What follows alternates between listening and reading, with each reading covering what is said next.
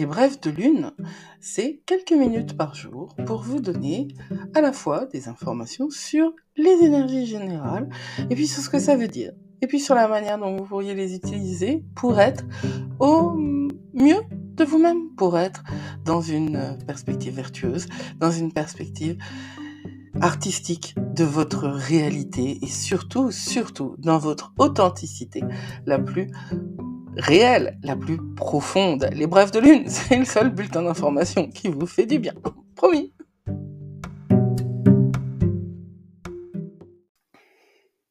Samedi 4 mai. Alors, autant les 2 derniers jours ont été calmes, voire calmes, autant ce 4 mai, il y a quelques aspects intéressants qui vont se succéder dans la journée. Donc, nous sommes toujours en poisson. Nous sommes en poisson jusqu'au 4 mai, 21h04. À ce moment-là, il y aura un petit vide de course d'1 heure et demie. Je le rappelle, le vide de course, c'est un temps où la Lune n'a pas d'aspect avec les autres planètes. Elle est pas en signe, elle est entre deux signes. En fait, elle est seule, toute seule dans sa chambre. J'arrive pas à trouver l'image précise pour vous évoquer ce qu'est le vide de course, mais c'est un moment où la Lune ne reflète rien. Euh, C'était pas le cas aujourd'hui, c'était le cas jeudi toute la journée. Hier, il n'y avait pas d'aspect, mais elle n'était pas en vide de course parce qu'elle était en signe, elle était en poisson. Et aujourd'hui, elle est en poisson, encore, donc toujours cette énergie introvertie, intuitive, complètement axée sur le subconscient, et une grande dimension de guérison, hein, aujourd'hui. Et si je parle de cet aspect victimaire, c'est parce qu'en fait, il y a quelque chose de très axé sur le trauma, et tout dépend de la manière dont on va avoir travaillé le trauma dans sa vie. Pendant le temps du poisson, c'est ça le problème pour certains qui, comme moi, sont très ancrés et pas très moi, je suis très perché, mais c'est intellectuellement perché, en fait, hein.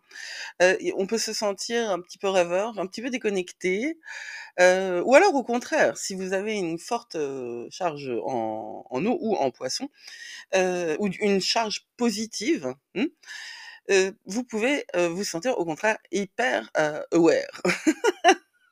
Éveillé quoi, vous savez, cette dimension éveillée. Hem, Moi qui me dérange un petit peu, il y a i on peut avoir un vrai contact avec les énergies, hein. Je veux dire, je ne suis plus hyper, rationnelle et je ne critique pas je ne critique pas ce dont il est question, je critique la manière dont c'est utilisé quand je parle du New Age. Voilà. Heu, mais je vais certainement faire un article, sur la question. Aujourd'hui, revenons à nos moutons sur la Lune, hein. Aujourd'hui, la Lune en Poisson, elle, va colorer la nuit, hein, puisqu'elle commence hier à 23h24 jusqu'à 2h44 aujourd'hui, en conjonction à Saturne. C'est, très intéressant quand la Lune est conjointe à Saturne. Alors la conjonction, hein, c'est quand elles sont côte à côte, elles sont sur le même degré. Et c'est très intéressant parce qu'on est sur 2 mouvements complètement opposés. La Lune en Poisson, elle est, dans la dissolution, dans l'absence de contraintes et Saturne, ce sont les limites, ce sont les contraintes. Donc c'est une tension que vous vivrez entre 23h24 et 2h44. Donc encore une fois, si vous ne travaillez pas la nuit, si vous ne sortez pas, si vous sortez, si vous vivez dehors à ce moment-là, ce que vous pourrez voir, c'est à quel point vous êtes, ancré et surtout, raccord avec, vos contraintes et vos exigences personnelles. Est-ce que, vous avez fait le tour? Est-ce que la manière dont vous vivez votre Saturne, comment on vit son Saturne? Bah, d'abord, on prend connaissance du signe dans lequel Saturne est dans votre carte, du ciel de naissance et puis, de la maison, déjà, hein, c'est les 2 premières choses. Puis après il y a tous les aspects et cetera. Mais, le signe et la maison, déjà commencez avec ça. Vous verrez dans quel domaine la contrainte s'installe. J je prépare un cours là-dessus, hein, enfin sur l'ensemble de ça. Ensuite, nous nous réveillerons un samedi matin avec une lune en sextile à Uranus. Donc là, après avoir vécu la nuit dans la contrainte, on va avoir envie de tout faire péter.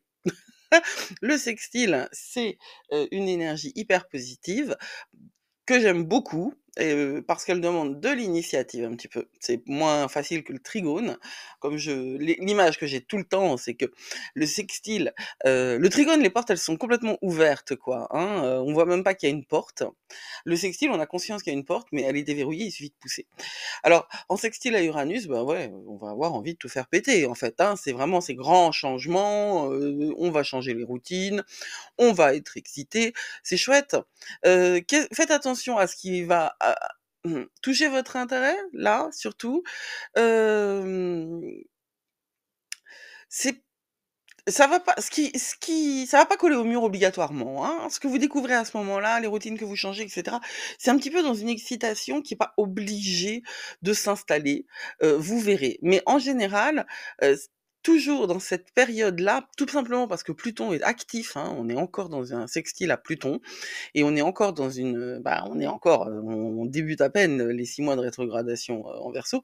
Euh, il y a une tendance à, je sais pas, moi je le vois comme une espèce de minimalisme en fait, où vous avez vécu tous ces mois-là, parce qu'on a presque la moitié de 2024 derrière nous, vous en avez vécu beaucoup, vous en avez encaissé beaucoup, et vous avez peut-être moins propension à vous encombrer en fait de ce qui ne vous sert pas. Et puis Mars est en Bélier, donc j'aime bien les astrologues. Et puis Mars est en Bélier, ce qui veut tout dire. Bah, c'est-à-dire que Mars est dans son domaine. Vénus est dans son domaine, donc à la fois l'énergie et le confort sont à leur place, ils se reposent un peu. Euh, donc, on a, tendance, pour moi, ça signifie qu'on a tendance à remettre les choses à leur place, en fait, hein. Et donc, vous pouvez être, attiré par un truc, hein, shiny object syndrome, donc le syndrome de l'objet brillant. Tiens, c'est quoi ça? Je connais pas. Et puis après, bah, c'est pas obligé que ça vous intéresse. Et c'est pas grave. La Lune, elle est également en sextile à Jupiter de 12h40 à 16h02, donc juste après après avoir eu envie de tout faire péter, on va être encore plus ouvert et expansif, on va avoir envie, de communiquer. Heu, c'est bien, de communiquer. Faites attention quand même à communiquer, d'un endroit intérieur qui est un endroit de, compassion pour vous-même, d'acceptation de, ce que vous êtes et de là où vous voulez aller.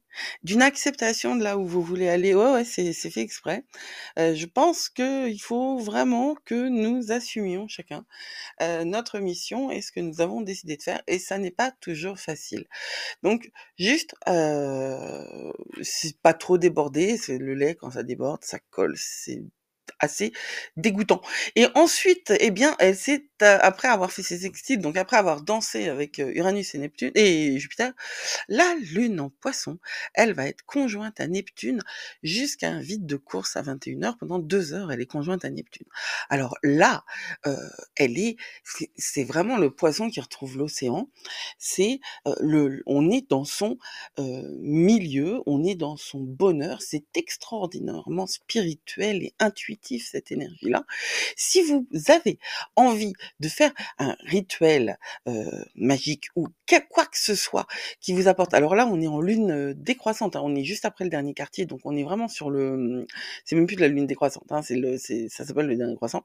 Heu, donc si vous pratiquez un rituel, c'est bien que ce soit un rituel qui dégage, encore une fois, on n'est pas dans la construction,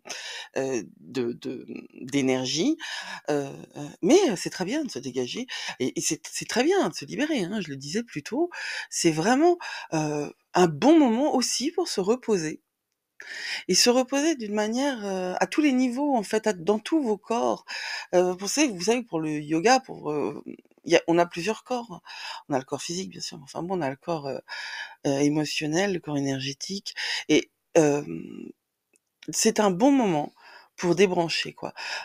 Voilà, je pense que ça peut être une très, très, très jolie, soirée, que vous la passiez avec des amis avec qui vous êtes, en phase. C'est pas la soirée, macumba, hein. C'est une soirée plus, intérieure et tout, mais ça peut apporter beaucoup de, bienfaits. Voilà pour ce samedi. Mais qu'est-ce que je suis longue en ce moment.